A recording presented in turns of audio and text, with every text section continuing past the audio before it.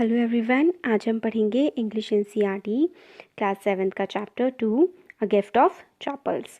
मृदु is a young girl growing up in Madras with तापी her grandmother and Thatha her grandfather. एक बच्ची है जो मृदु है, जिसका नाम, वो रहती थी मद्रास में, जिसको अब चेन्नई कहते हैं, जो अपनी तापी के साथ रहती थी, जो उसकी ग्रैंडमदर मतलब दादी थी, और ताथा जो उसके दादा थे। वन आफ्टरनून तापी takes her to her aunt Rukmini house to meet her cousins Lalli, Ravi and Meena. फिर एक दिन जो है तापी जो थी, उसकी ग्रैंडमदर थी, वो मृदु को लेके गई उसकी आंट के घर, जिनका नाम था रुकुमनी, और वहाँ पर उसके कजन्स भी थे, लली, रवि और मीना। तो आइए चैप्टर को स्टार्ट करते हैं। ये पहले जो थी इसकी छोटी सी एक समरी टाइप की थी कि क्या है चैप्टर में आगे। A smiling Rukumani threw open the door. Ravi and Meena rushed out and Ravi pulled मृदु into the house. तो जो मृदु थी वो अपनी मतलब आंट के पास विज़िट करने के लिए गई थी, रुकुमनी के पास, और जैसे ही वो गई तो रुकुमनी ने दरवाज़ा खोला एक बहुत ही मुस्कुराते हुए चेहरे के साथ, और रवि और मीना जो थे वो भागते हुए आ गए और उन्होंने मृदु को फटाफट घर के अंदर खींच लिया। Wait let me take off my chappals protest Mridu. Mridu ने कहा रुको रुको, पहले मैं अपनी चप्पल तो उतार दूँ। She set them out neatly near a pair of large black ones. और उसने अपनी चप्पलों को उतार दिया बहुत ही सफाई से। एक बड़ी सी चप्पल रखी हुई थी ब्लैक कलर की उनके पास। Those were grey actually with dust, you could see the clear mark of every toe on the front part of each slipper. और वो जो चप्पलें थी उनको डिस्क्राइब किया गया है, जो मृदु की चप्पल के साइड में रखी हुई थी, वो चप्पल ग्रे कलर की थी और उस पर मार्क पड़े हुए थे, निशान पड़ गए थे डस्ट की वजह से, मिट्टी की वजह से। और आप उसमें साफ साफ देख सकते थे कि आगे की तरफ जो थे वो पंजों के निशान पड़ गए थे। टो जो था ना, उसके पंजों के और एड़ी के अच्छे खासे निशान उस चप्पलों पर पड़े हुए थे। The marks of the two big toes were long and scrawny. और जो मार्क थे, जो आगे के टोज होते हैं अंगूठे, उसके वो काफ़ी ज़्यादा बड़े थे और पतले से थे, बड़े और पतले थे। स्क्रॉनी का मतलब होता है पतले। मृदु didn't have much time to wonder about whose slippers they were. Ravi dragged her to the backyard. और मृदु को बहुत ज़्यादा टाइम नहीं मिला था कि वो उन पेयर्स ऑफ स्लिपर्स के बारे में, उन चप्पलों के बारे में कुछ ज़्यादा सोच पाए। रवि उसको खींच ले गया पीछे की मतलब जैसे कि पीछे का गार्डन जो होता है उसको बैकयार्ड भी बोल सकते हैं, तो बैकयार्ड में उसको खींच के ले गया मृदु को। Behind a thick bitter berry bush, तो एक जो बुश थी, बिटर बेरी बुश थी, वहाँ पे उसके पास वो ले गया। There inside a torn football lined with sacking and filled with sand a very small kitten lapping of milk from coconut half shell. फिर वहाँ पर क्या थी, एक थोड़ी फटी हुई सी फुटबॉल पड़ी हुई थी, और जो मतलब रेत से भरी हुई थी, और उसमें फुटबॉल में एक छोटी सी बिल्ली थी, किटन थी, जो कि अपना जो मिल्क है, अपने दूध को, वो जो उसको दिया गया था कोकोनट के शेल में, मतलब जैसे कोकोनट होता है, जब उसमें से कोकोनट खा लेते हैं तो बाहर उसका शेल बचता है ना, बाहर का उसका खोखला बचता है, तो उसमें दूध भर के उस बिल्ली को दे रखा था उन बच्चों ने।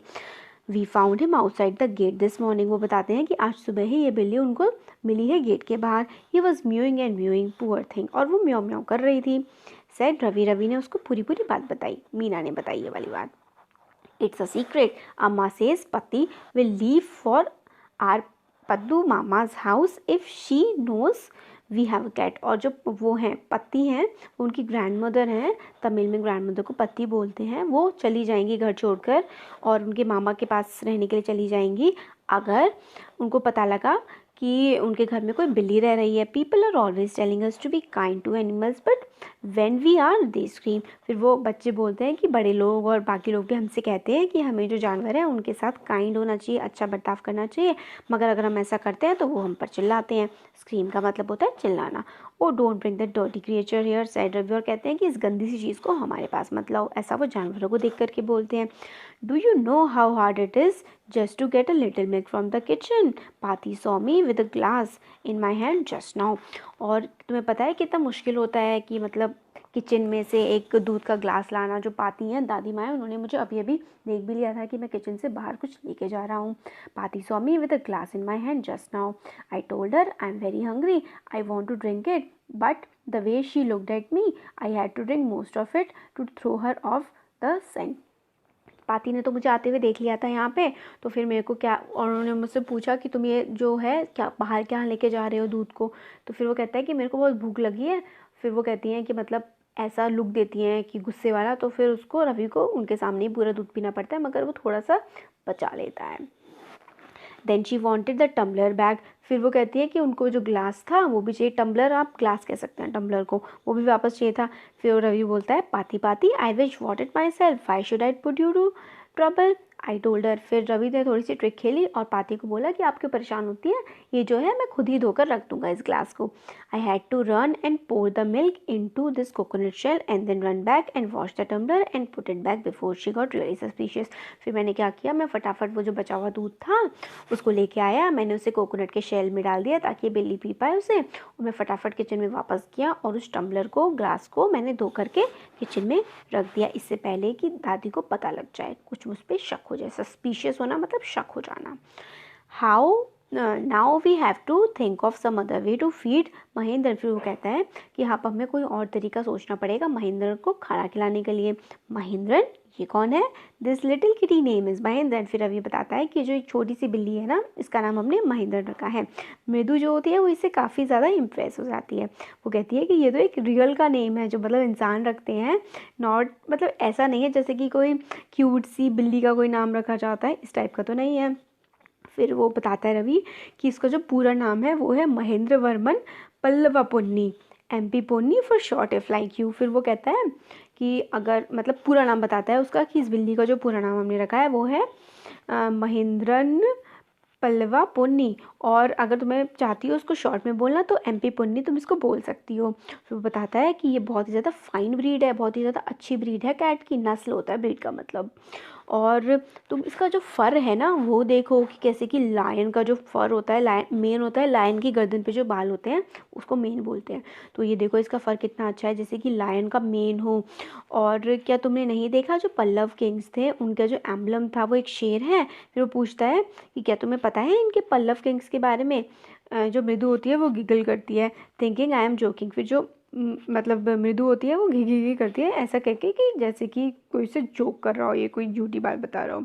Well just wait I will show you some time, it's clear you don't know a thing about history. फिर वो कहता है कि ये अब मुझे क्लियर पता लग गया है कि मृदु तुम्हें कुछ भी नहीं पता है हिस्ट्री के बारे में। फिर वो बताता है haven't been to Mahendrapuram have you. फिर वो कहता है कि तुम कभी भी महाबलीपुरम नहीं गई हो ना, है ना। Well when our class went to Mahabalipuram I saw a statue of this थातास थातास थातास। फिर वो ऐसे एक्सेट्रा एक्सेट्रा काफ़ी कुछ बताती है।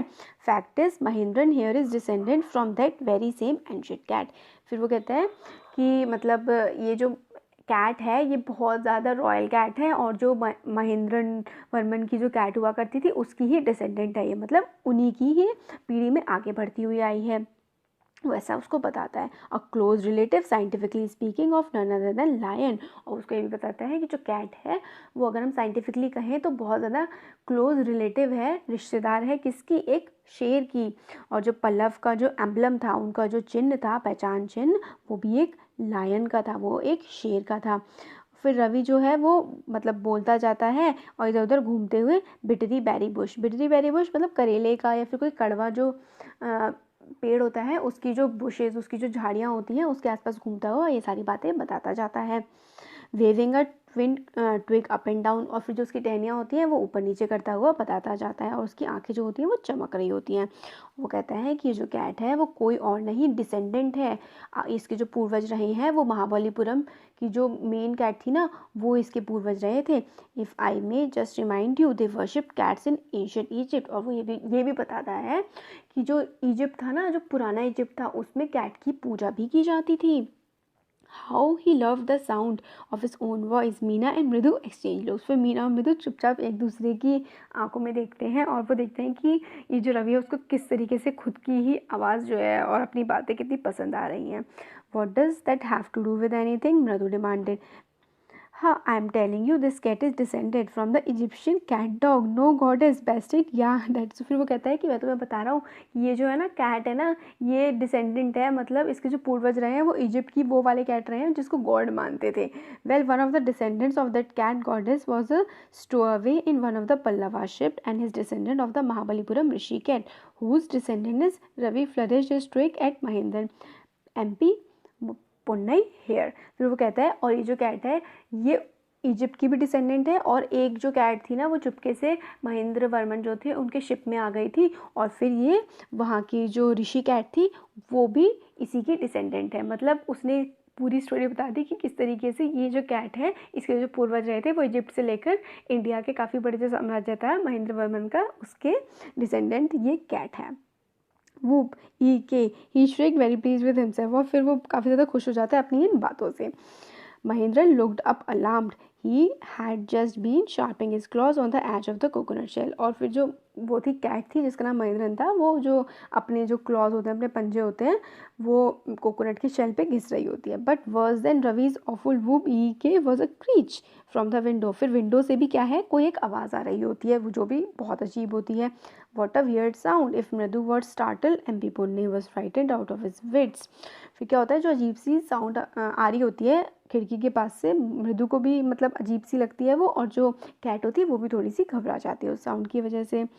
Here standing on end, he bounced up and carried towards a bamboo tray of red chilies that had been set out to dry। और फिर क्या होती है, वो घबराकर थोड़ी सी कैट आगे की तरफ को कूद जाती है चिलीज पर जो वहाँ पे सुखाने के लिए रखी गई थी। Try to hide beneath it, he tripped a few chilies over himself, mew mew, he howled miserably। और फिर उस आवाज़ की वजह से वो डर जाती है और खुद को छुपाने की कोशिश करती है जो वहाँ पे मिर्चियाँ सूखी हुई थी उनके नीचे। The creaking went on and on. What's that noise? said मृदु। फिर जो क्रीचिंग अजीब सी खराब सी आवाज़ जो थी वो मतलब आई जा रही थी। फिर मृदु पूछती है कि ये क्या है।